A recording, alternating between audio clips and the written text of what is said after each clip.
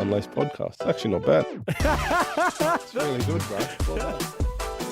Welcome, folks, back to another episode of the Unlaced Podcast. This is going to be a special one, I tell ya.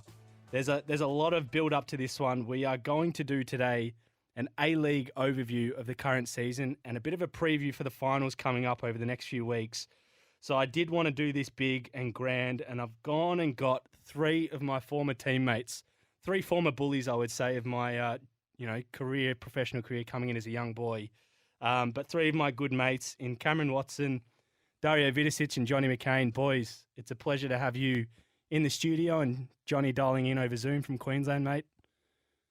How we doing? Thank you, JB. Excited. Thanks. Good to see you boys again. It's been a while, but I'm excited to feature on your podcast. And unfortunately, I can't be there with you, but looking forward to this chat, JBD. Good to see Dars and see Watto as well. So I'm excited. Good to see everyone. And it's been, 10 years, 11 years now since we've all been together. Ridiculous, huh? Yeah.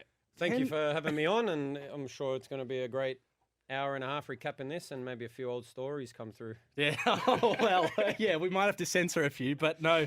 Jonny, I do have to give you credit. You were the first guest ever on the Unlaced Podcast, so this is the second appearance for you, and Dario and Cam, it's the first time, but well overdue. So, guys, to give it a little bit of a spin on today, we're going to walk through the season at hand because it's obviously been a big season in the A-League. It's been the 44th season of the National League in this country. And it's been the 16th league of the A-League, the newly formed A-League. And we've seen some progression this year on a range of things that we're going to get the boys' experts' opinions on. But I do want to go around the table. I might start with you, Jonny, just on a quick summary of the season. I guess how you felt the A-League was this year and how it's progressing and some of the news that's come out of this year. I think it's been a fantastic A-League season, all things considered. Obviously, the COVID-infected final series and end of the season last year played a bit of havoc, and the season this year, albeit a slightly different season with some games played, over a series of weeks and some games spread out over, a 3-4 day turnaround. It's been good to see games midweek. The challenging part, I guess, for clubs and teams has been that consistency. It's not week-to-week football. There's been times where, for instance, Perth Glory's been on the road and they've played, 4 or 5 games in quick succession and then gone a couple of weeks without games. And other teams have done something similar. So, well played to Melbourne City. They've been by far and away the best team this year. Sydney FC started quite slowly, but then have come back into form in the back half of the season. But I've been really impressed this year with the amount of young players that have played throughout the league, a lot of young coaches that have tried their hand this year, and it's been really good to watch. I know we haven't probably had the metrics in terms of viewers and attendances at games this year, but from my perspective, I think it's been a really awesome season. A lot of young players, a lot of new players coming into the league. And overall, I think some really fantastic football. The final series has been really close to get to that top 6. And overall, I think it's been an awesome season. Yeah, it's true. And literally, we're speaking now. We're doing this episode right now, folks. I think there's probably one game left in the A-League. So fortunately for us, Adelaide confirmed their place in the finals last night. So what Jonny's alluding to there, it was really close for teams to get in and out of the final spots. I mean, Dars, obviously Melbourne City and Sydney were probably the ones that confirmed themselves early, but the remaining 4 spots and just outside of the 6, there was some challenge there, wasn't there? No, definitely. I think it would have been interesting if it did come down to the final round, especially for Wellington, who, considering everything they've went through this season, to be almost there towards the last round. I think it would have been awesome for them to have that final round at home. Would have been a big crowd, potentially to make it into the 6. So that would have almost been a final before the final. So, but I think Jonny done a good recap there. It's been a good season. A lot of youngsters, a lot of rookie coaches coming in, and it's been crazy with the COVID restrictions. And like he touched upon, just the schedules breaking up, games being cancelled, many games, playing a few away. So it's been a tough season, so you got to give credit. That wouldn't be easy as well. So overall good season, and I'm sure we'll unravel more of it as we go through it now. Yeah, definitely. Camo, it's probably, we're kind of going through this now in the NPL, the boys representing the Moreland Zebras here in this room. So, but do you think as a player, obviously we've all kind of been there and experienced it, but as a player, it would be tough with COVID intervening and having to be aware of changing grounds and playing interstate when you could be at home. I mean, how do you think the league's been able to handle that this year? I think they've done exceptionally well, just considering all the moving parts that have come with, with the pandemic. It's a bit different for us. We're working and playing here now. We're local, but the fact that best case, Wellington had to live in Sydney for the majority of the season, being away from their families for that long, especially if you got little ones as well or ones on the way. It'd be very hard, and that's you got to give credit where it's due, and they've done an exceptional job. And from the outside looking in, you'd think that the federation and all the powers that be have made it as easy as possible for them. So got to give credit to everyone, not just the players but all the staff as well, because they're away from their families also. And it's made out for a good season. You boys have already said it. The amount of young players that have got a chance this season, coaches. It's been a joy to watch. So look forward to the finals, I guess, and hopefully there's no more curveballs apart from the one that we've got here in Melbourne at the moment, and we can just enjoy some good football. Agreed. I'm surprised by the amount of young players. I think that's been one of the shining lights for me watching this year, just seeing how many young players have actually been able to come in quickly and make an impact. Before we do get into, I guess, our analysis of the season, it would be remiss of us to not talk about the new TV rights deal, which is going to be a bit of a game changer for our game in this country, because Channel 10 and Paramount have partnered up now to land the rights of the A-League in this country. So we do have to give an honourable mention to Fox Sports and all the work that they've done since the inception of the league. But this new opening, Johnny, into Channel 10 and Paramount, I mean, you've been aware of, guess, some of the discussions for a while. It's probably taken a bit of a while to come out and confirm and go through all the details, but it's a pretty big statement for the game, isn't it? Yeah, it's a great deal considering the environment we're in. If you look at purely the financial deal, pre-COVID, the A-League deal was roughly around 55 odd million. During COVID, it got cut to around the $25 million mark. So the valuation on this is around 40 million, and there'll be 8 million in contra, which is really important. It's going to go to advertising, going to go to exposure. Over the last 2 or 3 years, there really has been a lack of, I guess, that exposure side to the A-League. You walk down the street, you're not sure if games are on. There hasn't been a lot on TV. So there will be a lot of contra that will be pushed over the next year or two out to the general public to make sure that they know about the A-League. It's a brand new platform, Paramount Plus, which is obviously an American company, which is really exciting, coming to Australia in August, I believe. What is that? Is that similar to like a KO or a Netflix? Like how do we what's it's going to be a streaming platform. So similar to KO, Stan, all those type of platforms where it'll have sport, it'll have movies, it'll have that kind of breakdown, and just another platform to be able to watch some content. So I think that's the way everything's going, rather than having the historic Fox Sports where you've got movies, sport, everything for $100 odd bucks. There's going to be all these streaming platforms now where you can get your content, and people have a variety of subscriptions, I think, and even see what I might be able to fork out $8.99 a month. Mate. We'll see. Yeah, mate, don't worry. Maulin the pay packets, I'm sure he can. I'll pay for yours too, Johnny. But it's really exciting. There's going to be, obviously, you touched on Fox Sports. They've done an amazing job over the last 15 to 20 years producing A-League content and also the national team content. They have been the face of football, but it's going in a new direction with the A-League. We're not sure where the national teams will end up. They're a separate conversation, but the A-League will be on a new platform, which is going to mean new content, new commentators, a whole new way of watching the game. And I'm really excited to see how that progresses. Boys, any comments on that from you guys? Obviously, you've probably never been around the country where we've had football on free-to-air unless Channel 31 back in the day. So yeah, I think it's going to be refreshing. Yeah. Obviously acknowledge what Fox Sports have done, but I don't know. I think it'll be great. Free-to-air TV, new commentary, just new faces. Kind of just that whole new dynamic, new interface. Just looking at something that's brand new. I think it'll help the league. It'll put the league in good stead. And then just start with a brand new season and a brand new team that's looking over all the games. So depend whether whoever was going in there, I think that they'll recruit the right people. Kind of football smart and just, have done very well in media. And Yeah. I The think petition for Simon Hill, I think, started online to get him back yeah, involved in I football. think which he's. is, I think he has to be in there. To be honest, without question. Yeah, that's someone that needs to be definitely involved. And I think if we look at the more grander picture, it's also exciting time for the W-League and the women's games. Great call. With the World Cup coming up. We got the Olympic Games coming up for both the men and the women.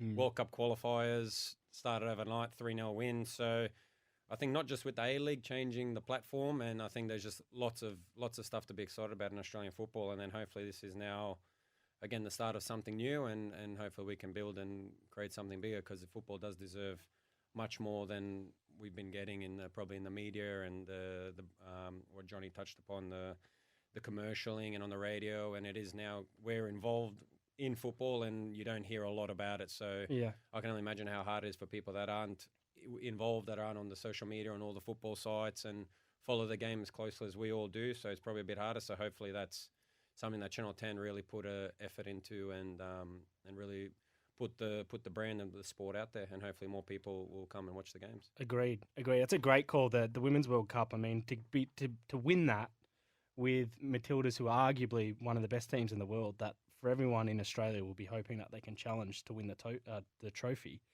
The timing of this is just incredible. And for those that don't know how big football is in this country, because obviously some people will have their say that A-League, the viewership dropped down this year, or it hasn't always been the most accessible to watch, or whatever it may be. But it is the highest participated junior sport in the country across all codes. Yep. So the reach of the amount of people playing this sport is why we want to see the game grow and get some of these kids to these games so that we can start to build on top of some of the foundations that are in place. But one area that's always spoken of, Cameron, we experience this now in the NPL, which is part of the thrills of playing in the lower leagues, is the promotion and relegation aspect. Yeah.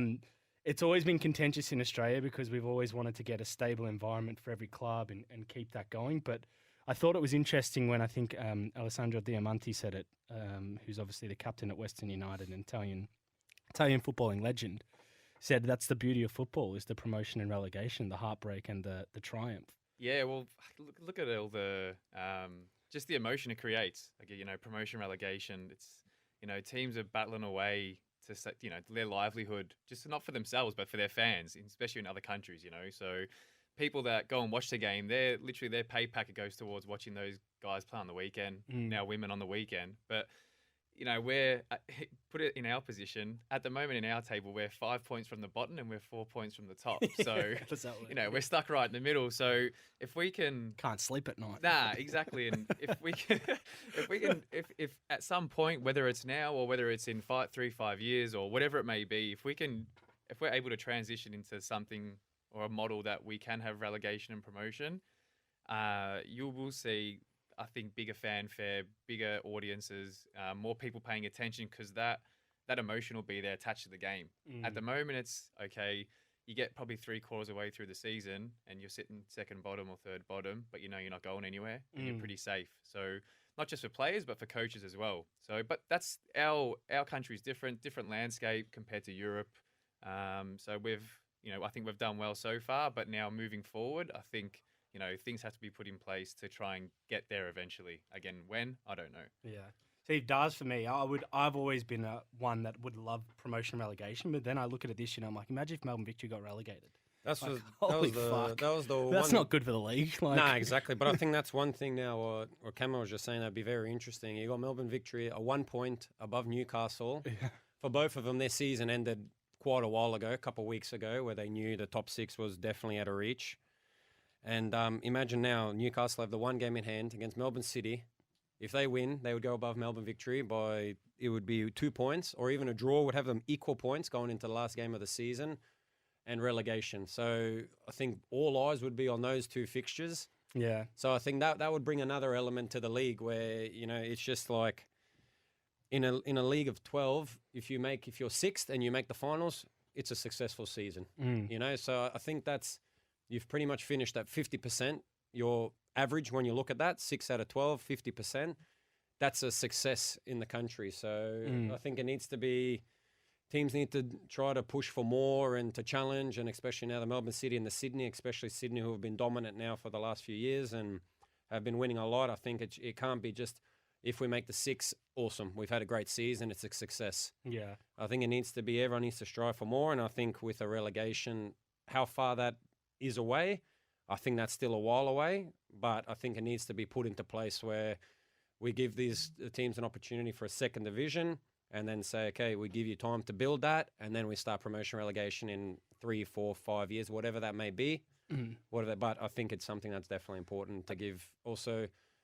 A lot of juniors and younger players have had a chance now. Imagine then in the second division, and also for coaches and also for other players and in the NPL where there's good quality players that I'm seeing now that, you look against the teams you play and you're like, you know what, he could play. Yeah. So this would give other players a chance. And I think, the more the better.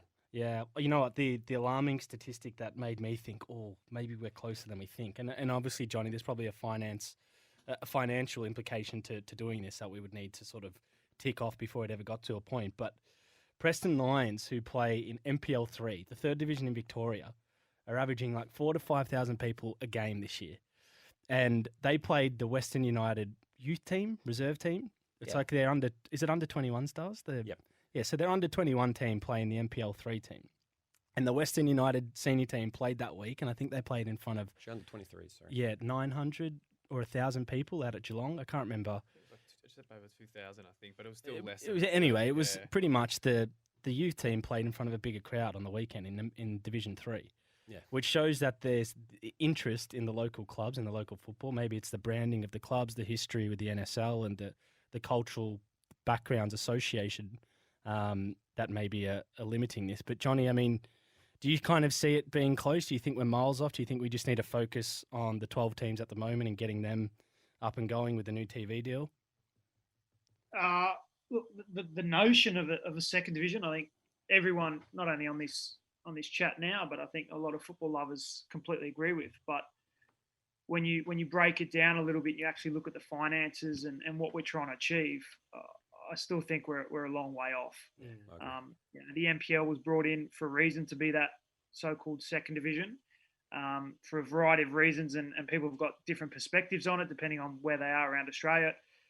It has worked, but in other cases it hasn't worked. So you've seen the second division push has come to the conversation more recently, but financially, we won't go into too much on this call now, but financially, having known a fair bit of the figures around how A-League clubs operate, what budgets they're at, and kind of the top-end NPL clubs, how they operate, and we're only talking a few in this country, there's such a big difference to what they need to compete at that level.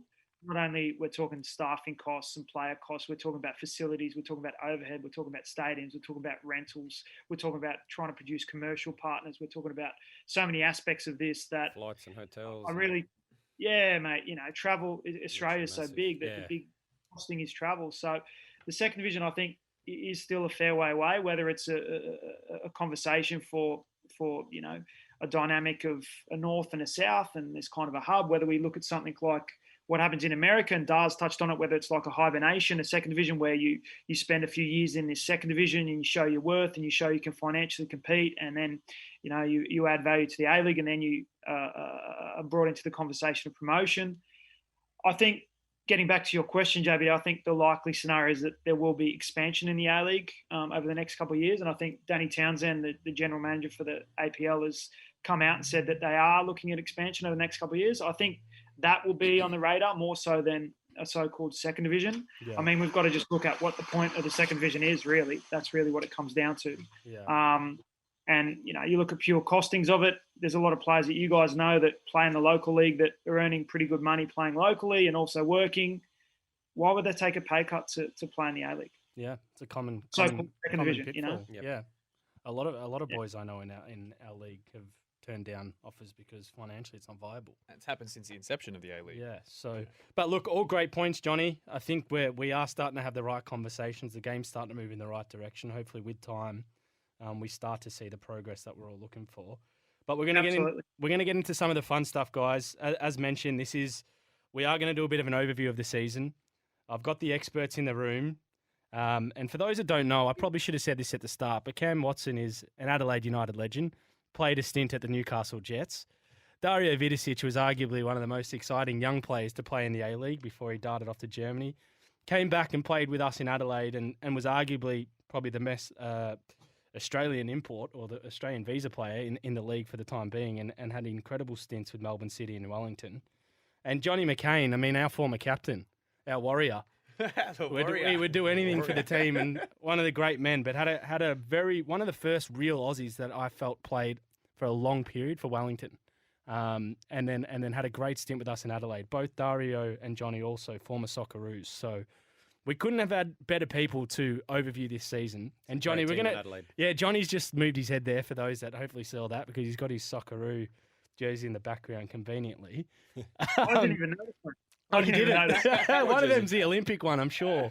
But Jonny, let's start with you. I mean, we're going to rattle off the bottom six. So Melbourne Victory, Newcastle Jets, probably not the year they would have loved to have, not the year those two teams we probably would have thought they would have had at the start of the year. What's your take on Newcastle? And then we'll go into Melbourne after that. Yeah, they've both had pretty challenging years for different reasons. If we look at Newcastle Jets, they obviously have the ownership issue that has been ongoing for quite a while. A number of A-League clubs have now chipped in and are funding that club to sustain it before they sell it off. But there's been some ownership issues there for quite a while. Newcastle is a huge region for football. It's a heartland. You know, when I was growing up and played in the old NSL, there was a massive catchment of supporters and people in Newcastle. And they're football mad in Newcastle, but they just haven't got it right the last few years. And if you look on paper at their squad, they've probably got a few of their players haven't quite been up to scratch this year. They haven't really invested in foreigners, which, as we all kind of know, if you get 3 or 4 of your foreigners right in most teams, then goes a long way to cementing your spot in the top 6. They've struggled in front of goals a bit this year. Roy O'Donovan's been great energy, great work rate, but he hasn't converted probably as many chances as they would have liked. And I think defensively they've missed Nigel Bogart a lot this year. He got injured for a period of time, and when he plays, not only is he a friend of ours, we'll put that out there, but when he plays, it makes such a big difference to Newcastle Jets side. So they've really struggled for consistency this year. They've lost, obviously, Steven Ugarkovic wanted to leave earlier on the year, and he's finally moved to Western Sydney Wanderers. He was a big part of how they played and a central cog in centre midfield. So they've really had a poor season from start to finish, both defensively, attackingly, and obviously from an owner's point of view. So they're obviously going to try and address those issues in the off-season. We've seen recently Craig Deans has announced he'll step down at the end of the year, and there's a lot of rumours that Arthur Papas will be the man to come in and take them over and be the head coach and try and change. Arch. Yeah, but a lot of rumours out in the world about breaking news, John? that. Is that breaking news from you? I don't know if that's I'm reading that. It's out in the media. Oh, right, okay, there you go. Yeah, big Arch. Yeah, so he's really well regarded, and I don't know if you guys know him, but everyone I've spoken to rates him really highly. So we'll see if that comes to fruition. So that's kind of Newcastle and Victory. I'll give you a quick story on Arthur Papas, Johnny, just to give you insight into the depth of football that man is willing to go. But he was like a junior coach in Victoria when I was coming through the ranks. And I think he might have coached me in like a state futsal team. So I always had a relationship with him. But then when I was at the AAS, they brought in a development coach. So he wasn't the assistant coach, but essentially he was just there to learn from the coaches and was living with us. And it got to a point, because Archer's pretty switched on and smart, that the coaches started to give him some responsibility, starting to let him take some tactical sessions, some video sessions, even run a few training sessions. And we rocked up one day. You're probably, the inside AstroTurf in the kind of near where the recovery centre is and the coach's office is. And we walked in there once and we were going to do a video session, and it would have been like 9 a.m. And we walked in and Arthur's there sleeping on a couch with a soccer ball in his arm with his book out because he was watching the Champions League taking notes. So when we saw that, we thought, geez, this guy's taking his coaching very seriously. So it's no surprise. But just on Newcastle, I mean, Bogey's leadership would have been a big loss not having him throughout the season. But I think also... You guessed. Who's that? That's my guard dog. Sorry. Do you think the changing coach as well? I mean, I know Carl Robinson went to Western Sydney at the start of the year, but they did have a really good period with him. Obviously, the likes of Abini as well also had to change guard. So I think maybe that might have impacted a little bit. Yeah, potentially. We've all had good coaches and ones that we haven't, become so fond of over our careers. And for some reason, when Kyle Robinson came to Newcastle at the end of last year, everything clicked, and they were playing great football. The boys really got around him, and there was a lot of excitement in the air for what Newcastle could do this season. But unfortunately, as we touched on, he left to West Sydney Wanderers, and Craig Deans, who came in to take over, you could probably say never really got them up to the level that they were previously under Robinson. Yeah. Robinson. Blank. Yeah, Robinson. So, mate, I think a head coach does make a major difference. I'm not saying that Craig Deans has had done a poor job. We really don't know the ins and outs of what's happened at Newcastle, but it just hasn't clicked for a variety of reasons. Like I said, defensively, the foreigners that they've brought in haven't quite clicked, and also attacking-wise, they just haven't scored enough goals. So it's going to be an interesting off-season if Arthur does come in and take over that Newcastle side. Very. Now, Melbourne Victory, probably we all thought in this room that they probably would have had a better season. I know Grant Brebner was his first year as the full-time coach. He's been affiliated with the club for a long time. And some of the players he brought in, I mean, on paper, have had some incredible careers over in the UK. He's always had some young talent across Victory. So, I mean, they're a club that usually always are competing for finals, competing for championships. It hasn't gone their way this year, Johnny. I mean, what's been your perspective on that, why maybe that hasn't worked out? Look, it hasn't gone their way this year, and for A-League football, we need a strong Melbourne Victory. There's no doubt about that. They're one of the biggest clubs, and it's really good for everyone if we have a strong Melbourne Victory. But to say it's been a surprise that they're struggling probably isn't true. I mean, if you look at the last 4 or 5 years of the A-League, they've been consistently down the bottom. It's not a surprise that this year they've struggled. It's kind of been a build-up for the last, like I said, 4 or 5 years. So there was some excitement when Brebs was appointed, and you got a glimpse of the young players that played at the end of last year with him, and then him bringing in some pretty decent names and signings from largely the UK. And you thought, okay, maybe Melbourne Victory will come back, and we need a Melbourne Victory to come back. But injuries and form, and I guess probably everything that could go wrong with the foreign contingent at Melbourne Victory happened this year. You had, McManaman was injured for large parts. Shotton was injured for large parts. Gested was, he was on the sidelines for large parts. And the only real mainstay was Jacob Butterfield. So they struggled for consistency in their side, unfortunately. Obviously, Robbie Cruz, great player, also struggled a little bit fitness-wise, because a fit Robbie Cruz would absolutely destroy a lot of players in the A-League, and that was really disappointing to see. He couldn't quite get up to speed, but they've struggled everywhere this year. Jabbing, actually, defensively, as I said, they were always chopping and changing. He never really consistently had the same backline for a variety of reasons. Goalkeepers changed throughout the year, and now Matty Acton came in and did a really good job at the back half. But a club like Melbourne Victory shouldn't be scraping into the six, like Dario said. They should be competing every year for top 2, top 3. So, they've appointed a new coach, as we all know very well, someone that is well known in the A-League, and someone that will defensively get them right. That's how he likes to coach. Popper is a very defensive-minded coach, and he won't cop 59. Yeah, they won't. You'd be really surprised.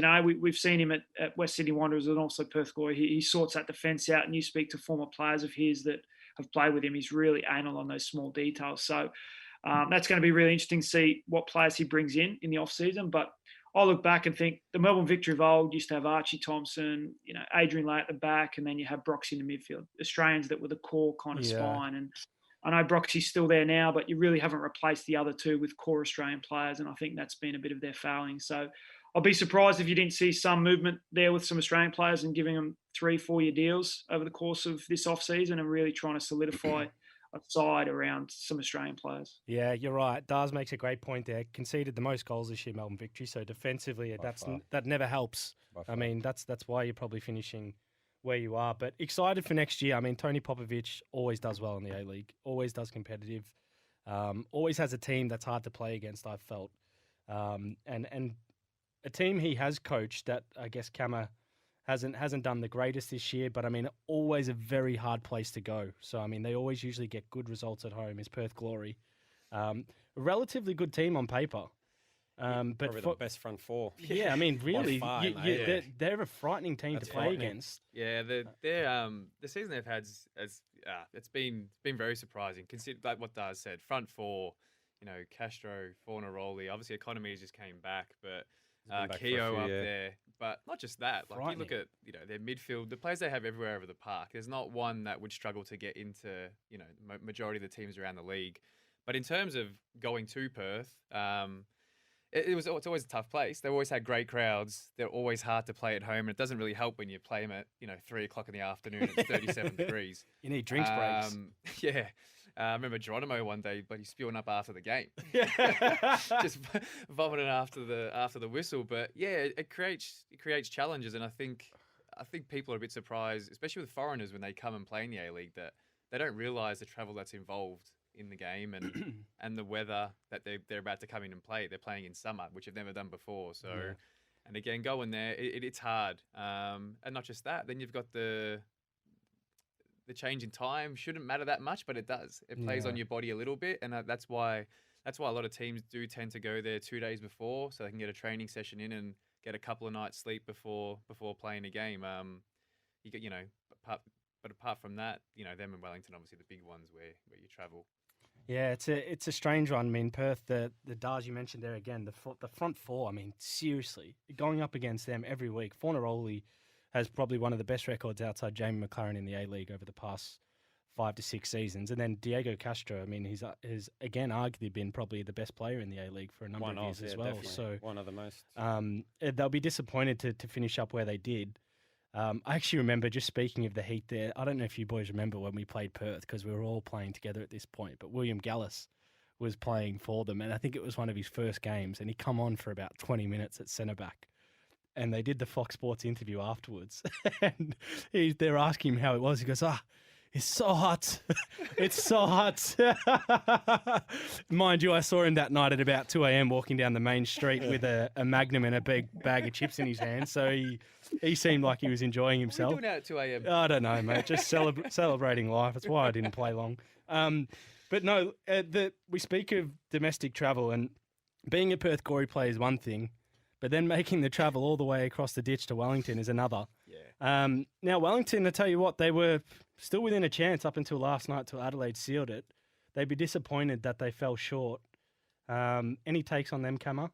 Well, it's hard for us travelling there, but they do it every few weeks under normal circumstances. Forget about the last 2 seasons. It was even tougher going there, especially when you played in Wellington. Just the win factor. Sometimes the ball would be coming back towards the 18-yard box from a goal kick. So plus that, and they were able to, even when you didn't play in Wellington, you played in Auckland or wherever, they were able to conjure up good crowds, especially when they had those one-off games in those other cities. So it was always nice traveling there because it got you out of the country, and it was always something new. It was actually a lot cooler. It was never hot there, so that was good. But in terms of Wellington, they're always thereabouts. They've always had decent sides, and they've kind of always just missed out. They're a bit like Tottenham, I think. For any Tottenham fans out there. But it's true. They're always thereabouts, but they've never kind of just made that last final step. So again, this year they've just missed out, and they've got a great team. And I think Ufuk Tale's done an amazing job, and it's great for them that he signed on again. Definitely. So. Again, just missed opportunity, I think. I'll give some honourable mentions to their imports. I mean, that Tomo Hamed scored 10 goals this year. Been It's very good player. Very And good. then Davia as well, I think, is a super player. One of the best in the Mexican, league. so, He's great. Yep, one of the best in the those league. guys are exciting to watch. It's good to see good imports play for Wellington to support the Kiwi boys and the And other they've got Aussie some boys good young too. Kiwi boys playing as well. Yeah, which is great to see that progress. Western Sydney does. I mean, they're kind of. I was listening to Daniel Margush speak the other day. He's like, we kind of hit our straps a bit too late, but they started to feel like they were finding their groove towards the end of the season. No, I don't think so. No, what's your take on them this year? They signed a lot of players, new coach in Carl Robinson, as we mentioned earlier, but it didn't mesh enough to get into the finals. I think they're probably the biggest disappointment not to make the 6. I think when you look at their squad, they signed Carl Robinson. He's the only overseas coach. He has experience in a league where a lot of rookie coaches were in their first season or 1.5 seasons or very early into their coaching careers. So squad, excellent. When you look at the depth, it's a very, very strong squad.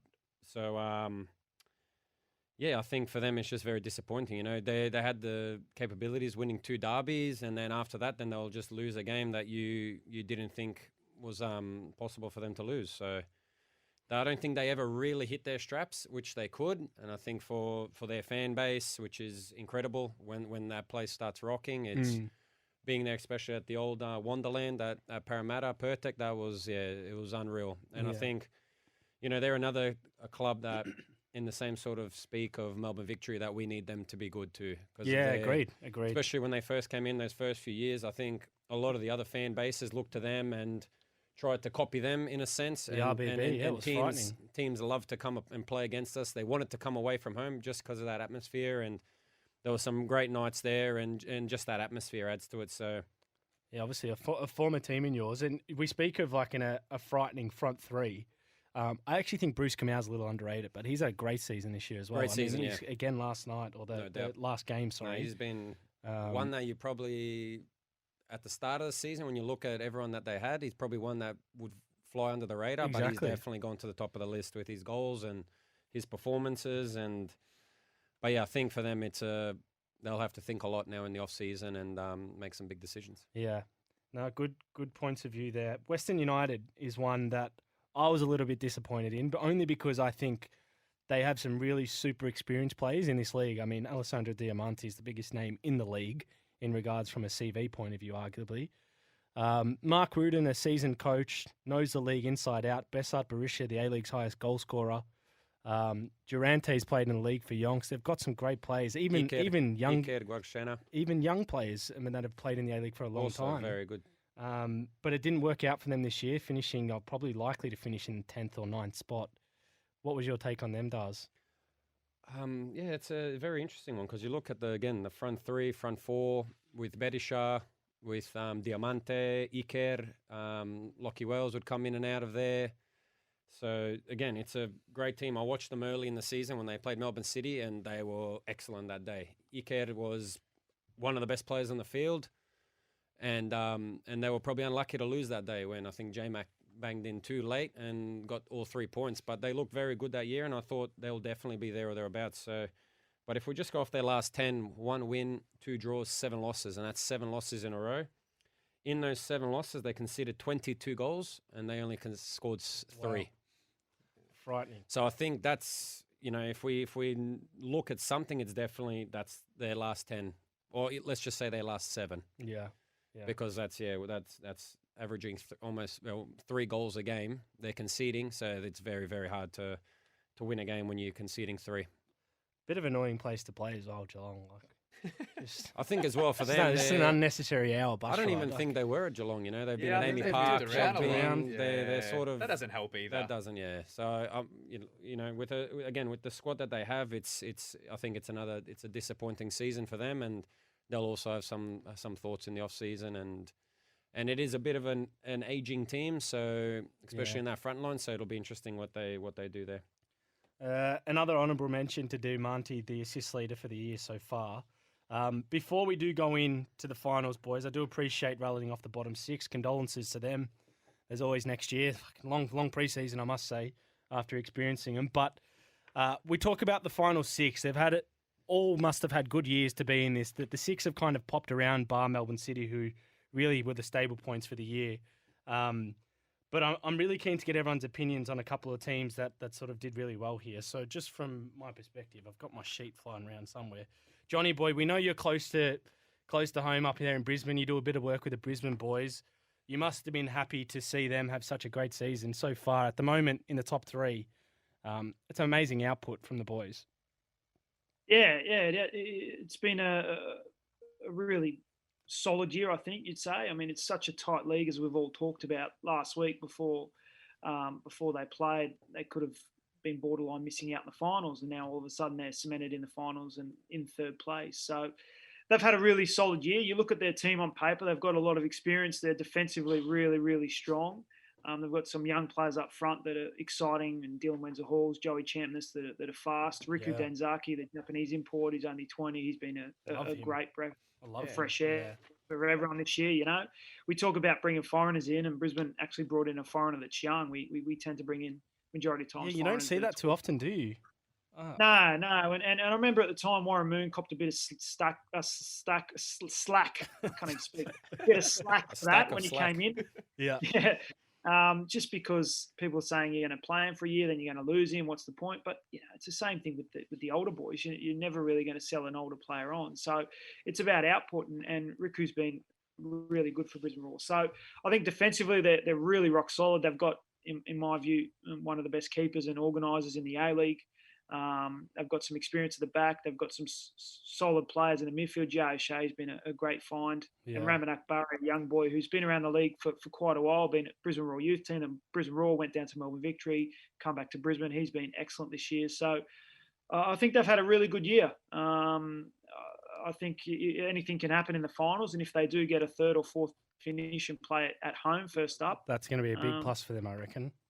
I think so too. Yeah, anything's possible. You talked about Western United earlier about their travel schedule, and Brisbane Roar are very much the same. I was speaking to Warren Moon last week, and he was saying it'd be nice to have a bit of a break over the next couple of weeks with the final series, because he hasn't planned a session for the last 5 weeks because they've simply been playing, traveling, recovering, playing, traveling, recovering. So now they've got a week between games. It'd be nice to actually refresh some of the boys and have a normal kind of lead into a week for a training perspective. So agreed. They've been solid. They've been good. That's good. I reckon there's a few players in that team that can really hurt any opposition. So I wouldn't write off Brisbane Roar going into finals. Our home team, boys, I say our home team, our old team, Adelaide United. Now, we're all very good friends with the football director, Bruce Jitte, who we had on this podcast in our last episode, who's emphasised this year a lot of youth.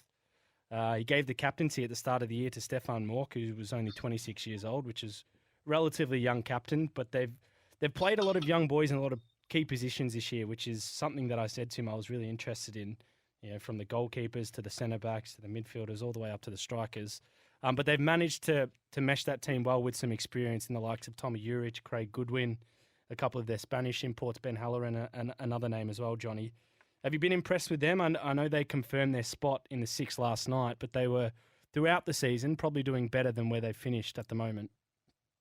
Yeah, they've certainly got attacking players, young, exciting, attacking South Australians generally, right? That was the whole onus of Adelaide, the way they wanted to go. And they started the year really, really well. I mean, you talked about Morky there. He started with, I think, 6 or 7 goals in the first 10, 12 rounds.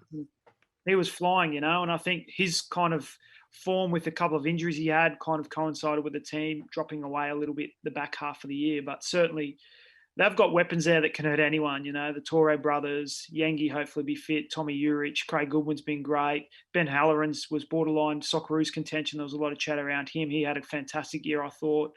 So, I think defensively that, they missed Elsie last night with suspension. I think he's been a great solidifier this year at the back. I think they're a little bit defensively short there. That's somewhere I think teams look at them and think we can get at them a little bit. Attacking wise, they've got, speed, they've got youth, they've got enthusiasm, and they've got experience with those three I talked about with Tommy, Craig Goodwin, and also Ben Halloran. So they've got a mix of everything. JBD, that they could do damage, but their recent form would kind of say that maybe not this year, but finals are anyone's game. Yeah, good point. I guess for final, we've all experienced that it is, no matter what the Adelaide team is, trying to win at Coopers in finals is never going to be easy. It's not going to be a gift. Another interesting place to go, that a club that always punches above their weight, Central Coast and Kama. These guys were on top for a good part of the season, which was, I think, great for the league, but a lot of people didn't preempt. I mean, they've done well to finish in the top 6. A few highlights for them this year, but I mean, you watch much of them. What was your take on Central Coast? Mate, no one would have said they would have been in the top 6. Just from their the last couple of years, obviously they've just gone in there and done an amazing job. You look at the amount of young players that he's been playing. He's done well with his imports this season. Obviously, there's a couple of highlights in Quol and Tonyik who have been brilliant. So again, tough place to go, and as you said, they've always punched above their weight. And obviously, I can remember when they were really good under Graham Arnold, and I guess since then it's been a roller coaster ride for the club. So to see them do well again, I think it's been great. Not just great, well, it's great for the club especially, but it's for the league as well, because it's just thrown another dynamic in. And I think people were kind of waiting for them to kind of just stop winning, but they haven't. Yeah. So it's been really good, and just I think they've had, I think they're third with clean sheets in the Defensively, league. yeah, that's another thing. I mean, you mentioned Tongic there. You know, just got his call up to the Socceroos. Defensively, he's been unbelievable. Yeah, so he's done well A there. rock. You know, Clisby's gone there and kind of rejuvenated himself as well. He's been great. So that and, you know, what else I was looking at? Besides their clean sheets,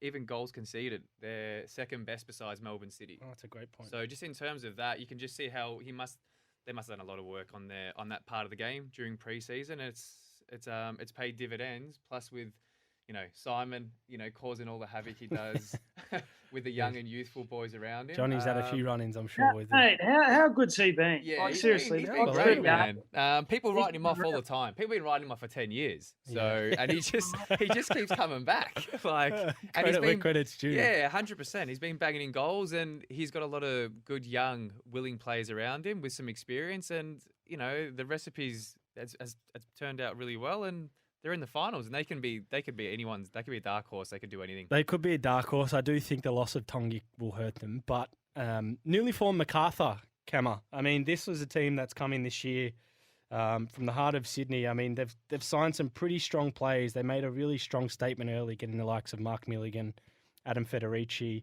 A season Matt Derbyshire arguably has had a really good season from a return of games to goals. I mean, do you think they'd be happy coming finals their first year where they are, or do you think they had a bolder statement to win the league? I mean, I think their first season, you're going to be happy making the finals, no doubt. But I think if you look at their team across the board, the experience they've got's unbelievable. Yeah. Take away Derbyshire, got Milligan, who's, you know, had a great career. He just announced his retirement, so yeah, congrats to him. But you know, even, you know, Franich at the back, you got Federici in goals.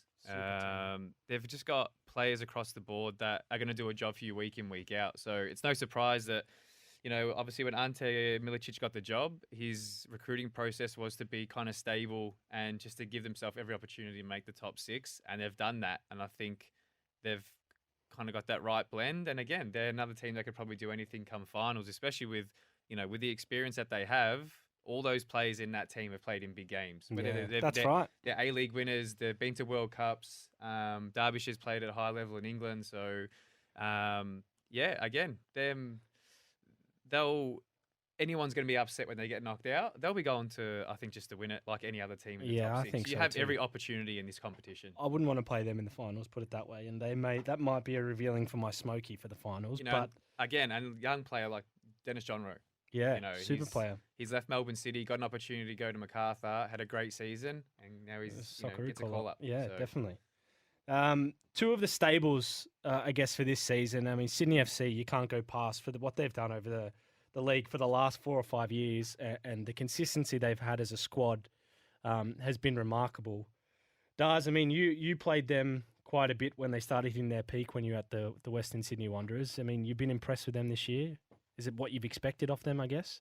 I think so, yeah. I think you can always, at the start of the season, especially with their squad, and they're very stable. They've maintained a lot of their players that have had success. So I think they've tried to look after certain players like Ninkovic's, and they've brought back Bobo. Now they've brought back Lafondra.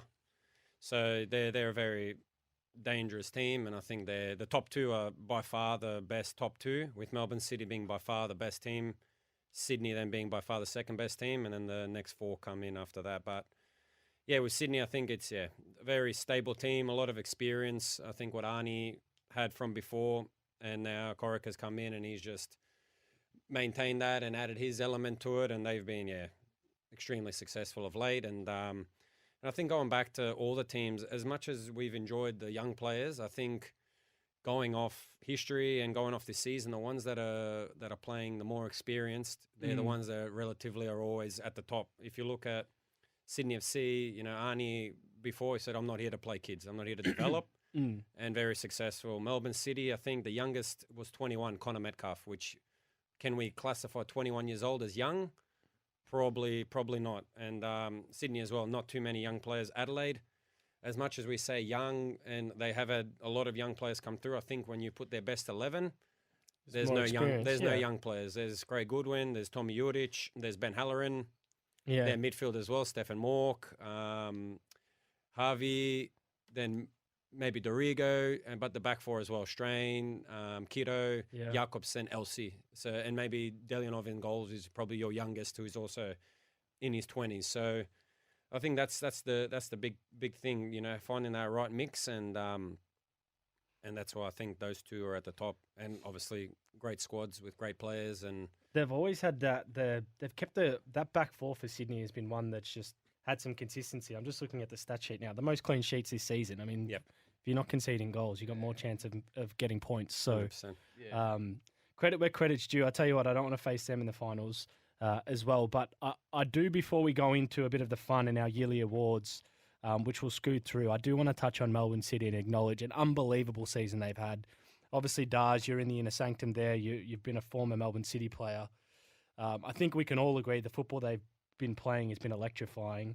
Jamie McLaren, an electrifying season as well. Craig Noon, I thought, was an outstanding player as well for them going forward. Inside, were they expecting to win this year? Were they confident with Kisnorbo coming in as coach? I think so, yeah. I think so. I think with Eric, everything he started last season, and they played very well. And then this year they added very good players with Andy Naboo especially coming in. Connor having another year developing, and now he's obviously taking off in leaps and bounds, going to the Socceroos. Nuno Reis at the back as well, brought in. Goody's again been unbelievable, rewarded with a Socceroos call-up. But I think, by far the best team in the country this year has been Melbourne City. With, Jamie McLaren firing on all cylinders up front, and just watching them, their training and that,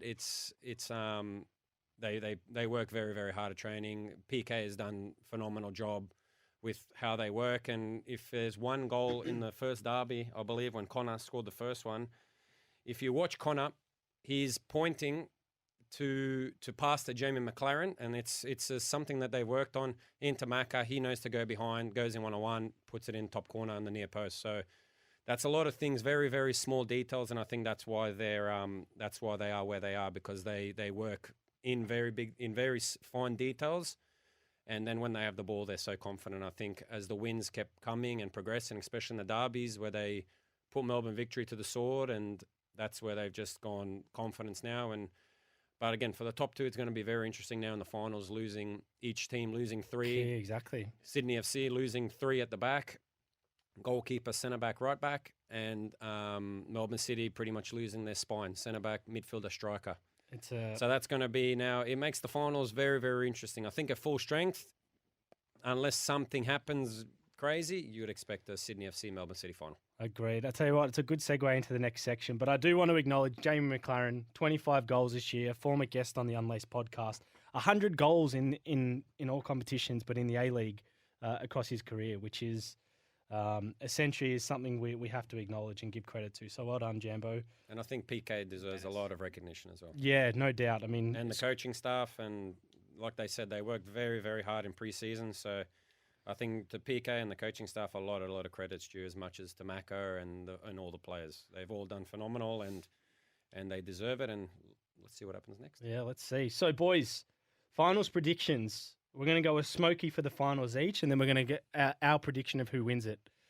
So I want you to pick a team and just give me one sentence why they're your Smokey or why they're going to win it. So I might start with myself.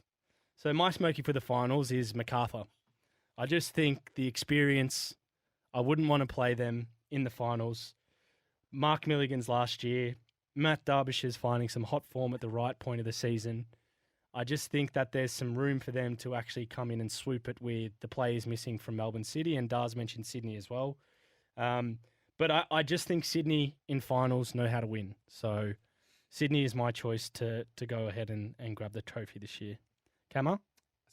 Smokey, I'm going to go Mariners, just because they started CCM. off. Yeah, they started off so well, and they had a little slump during the season, but finals here just throw up anything. You don't know what you're going to get, and I think just they're kind of one of those teams that they've done well to get to where they've been, because no one expected them to. So if they go on and push, it'd be phenomenal. Uh-huh. And I think Sydney FC. Sydney FC too? I just think, even though you take away the 3 players, I just think with the experienced heads that they've got all over the field, and they just seem to always get it done. They know how to win. Johnny boy, what about you? You're Smokey and your winner.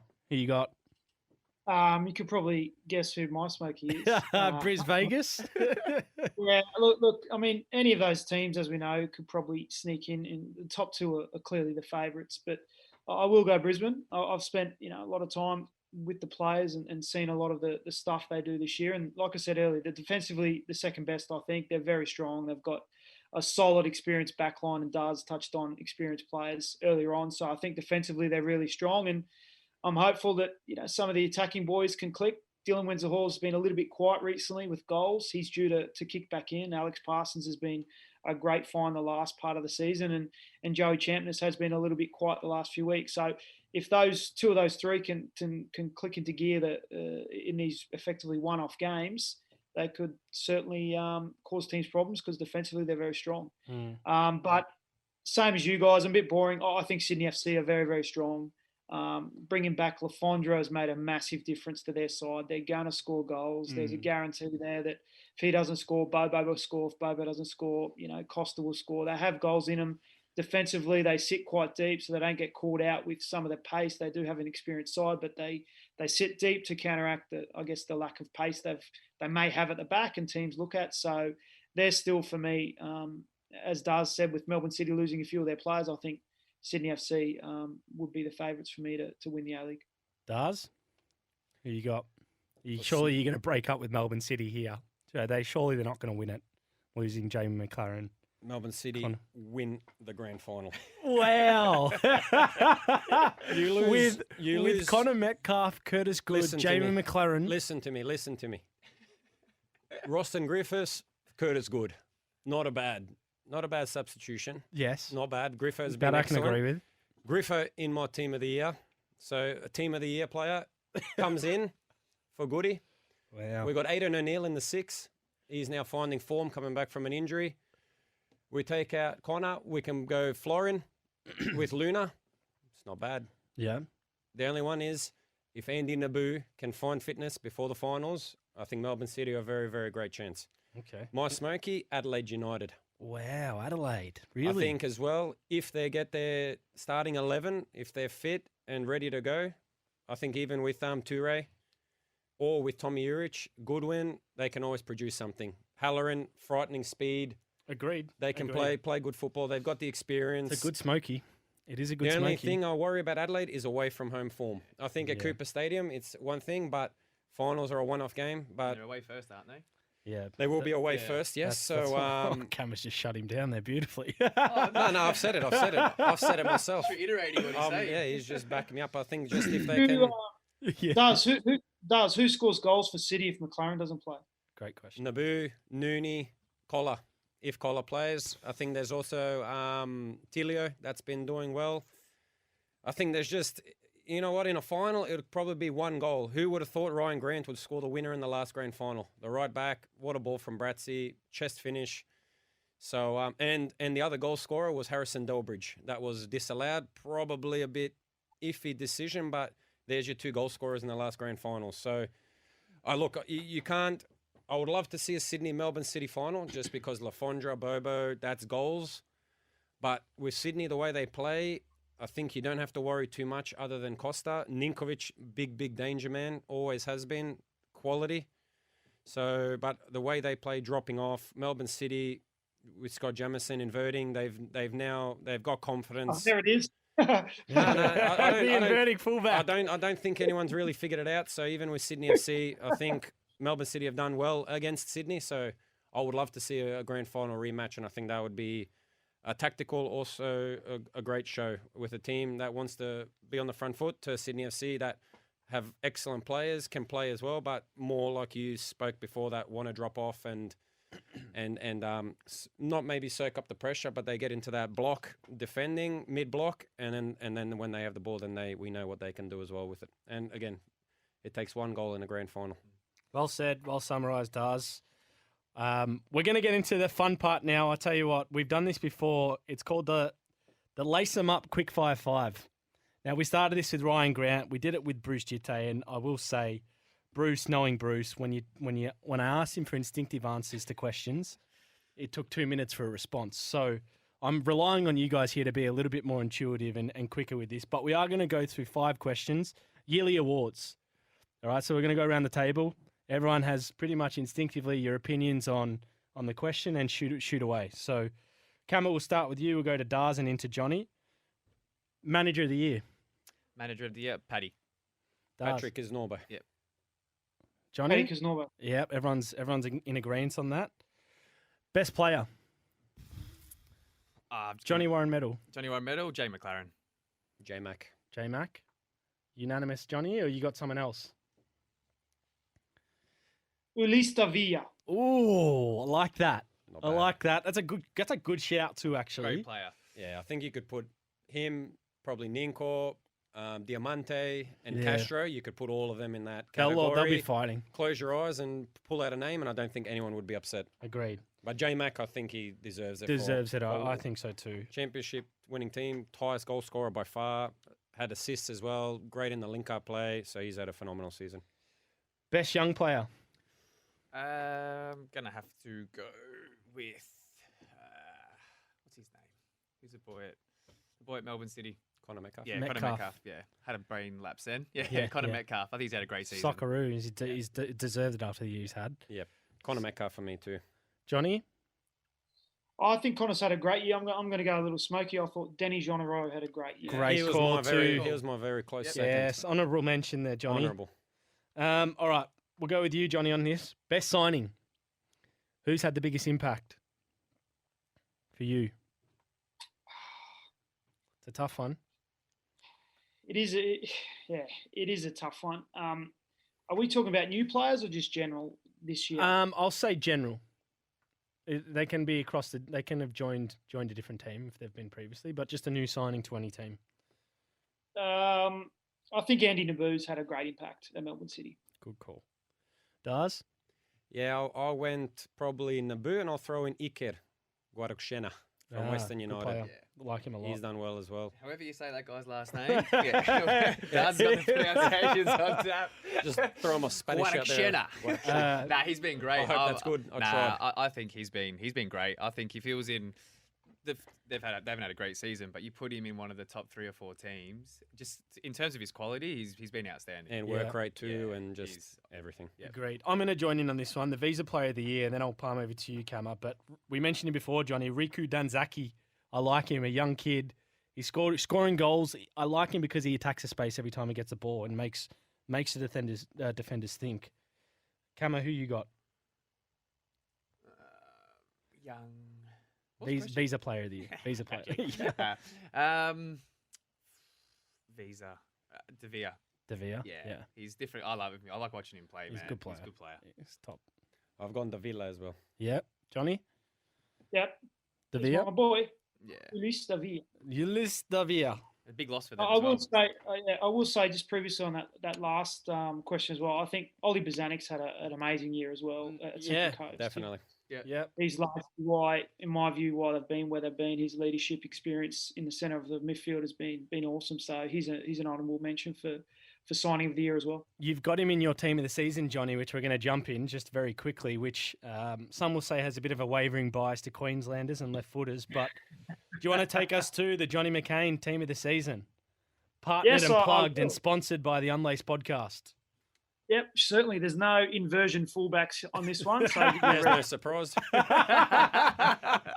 What are you playing, Johnny? 4-4-2 deep block. yeah, it was hard to do the team of the year this year because obviously we've touched on there's so many new players this year, so many exciting players, and so many experienced players that have actually played really well. So my team of the year was Jamie Young in goals. I thought he was outstanding. Honourable mentions to Birighitti and also Adam Federici. Yep. Ryan Grant at right back. I think Straney had a great year, but Ryan Grant is just consistent enough. Ruan Tonic and Curtis Good, central defence. Both Hard of to them go were past. outstanding and well recognised and great reward for them being called up to the Socceroos.